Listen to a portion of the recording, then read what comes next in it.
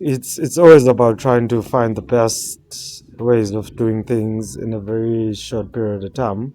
There's always this, is it time versus costs kind of stuff. So I think one of my biggest highlights was the observatory, and obviously after that we did the Ecostad Mall, which is in Stellenbosch, also part of South Africa, in Cape Town, just outside of Cape Town. It was a mall. We started doing the mall, and then later came and did the apartments on top. And then the biggest one I think was very challenging. I think it was around 2014, 2014, 2015. We did a British American Tobacco in Dog Road waterfront, which was massive pressure and stuff.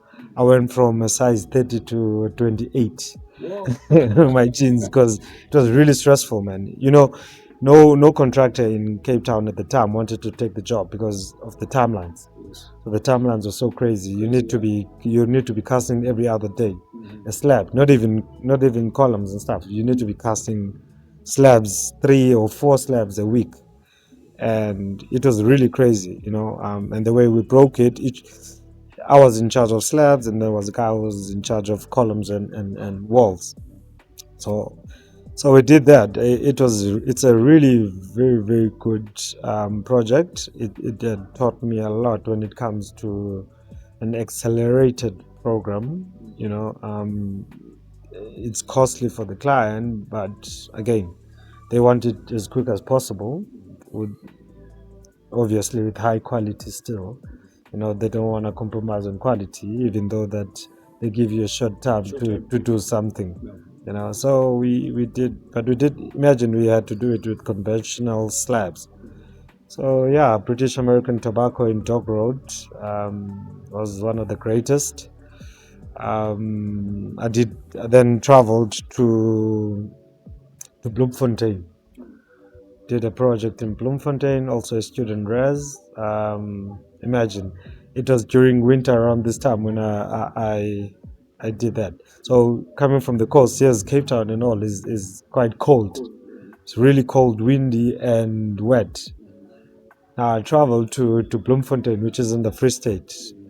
When I get there, and that morning, the temperature was -6 degrees. I mean, I couldn't feel my hand. I woke up and I was like, I can't feel my hand. And I took my whole wardrobe and I had it on, and I was still feeling cold. It was really crazy when I stepped out. I mean, the windscreen is full of ice. It was really, really cold.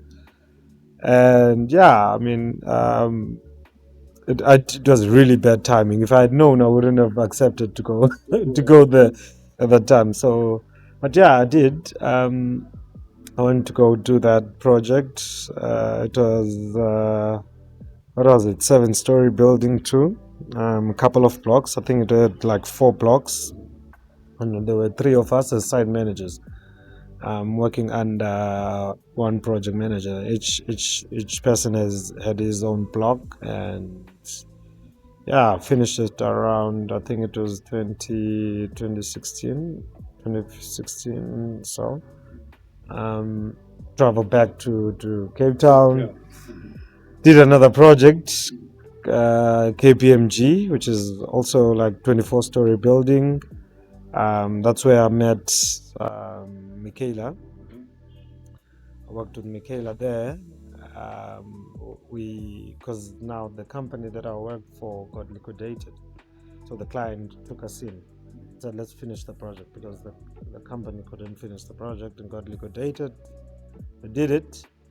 Yeah, we did some apartments with her, and fast track, I moved from there, worked for WBHO, did a couple of projects with them, and then I had to travel.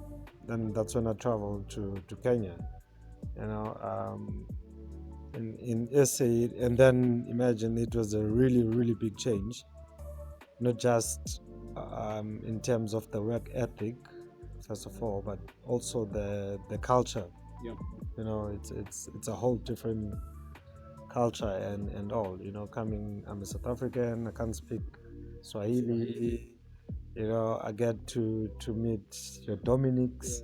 You know, it was really it was a really crazy time, and it was just after COVID when I just came.